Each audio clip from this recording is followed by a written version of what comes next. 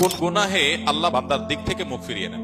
এই বিষয়ে প্রসিদ্ধ একটা হাদিস আছে, নবী সাল্লাল্লাহু আলাইহি ওয়াসাল্লাম বলেছেন, তিন ব্যক্তি এমন আছেন যাদের সাথে কিয়ামতের দিন আল্লাহ কথা বলবেন না, তাদেরকে আল্লাহ তাআলা পবিত্র করবেন না। এই মানুষগুলো যাদের থেকে আল্লাহ তাআলা মুখ ফিরিয়ে নেবেন, তাদের সাথে আল্লাহ কথা বলবেন না, তাদেরকে আল্লাহ পবিত্র করবেন না।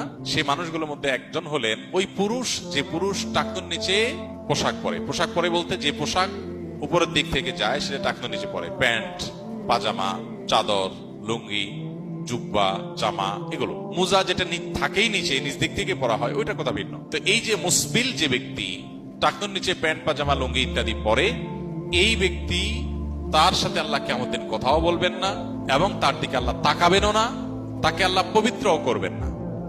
এই তিনটা ভয়াবহতা এই ব্যক্তির জন্য আছে, যে ব্যক্তি টাকনুর নিচে প্যান্ট, পাজামা, লুঙ্গি পরে। আমাদের দেশে অনেকে আছেন মসজিদে নামাজ পড়তে আসলে তখন প্যান্ট ভাঁজ করে। অনেক মসজিদে মুয়াজ্জিনরা মাইকে বলেনও যে টাকনুর নিচে যাদের প্যান্ট আছে প্যান্ট গুলো উঠায় নেন। নামাজের জন্য এই কথা কেন বলবেন?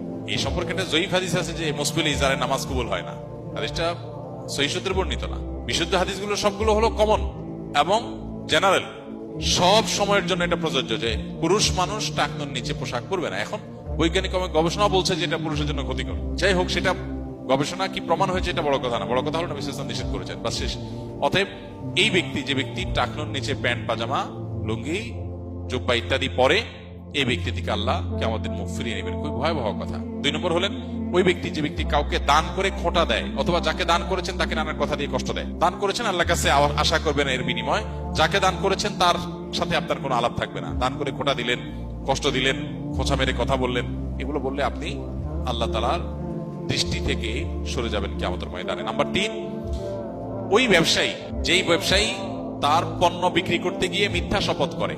এখন তো ঘরে ঘরে ভাই আল্লাহর কিনা, এটা কিনা পড়ছে এত, ভাই কিনতেও পারে না এত টাকা দিয়া, মিথ্যা কথা। তো এই ব্যবসায়ী যে তার পণ্য বিক্রি করার প্রয়োজনে মিথ্যা শপথ করে ক্রেতাদের সাথে, কাস্টমারের সাথে, তার দিকে আল্লাহ তাকাবেন না, তাকে পবিত্র করবেন না এবং কিয়ামতের দিন আল্লাহ রাব্বুল আলামিন তার সাথে কথাও বলবেন না। আল্লাহ আমাদেরকে এই সমস্ত বদগুণ, খারাপ গুণ থেকে, চরিত্র থেকে হেফাজত থাকার তৌফিক দান করুন।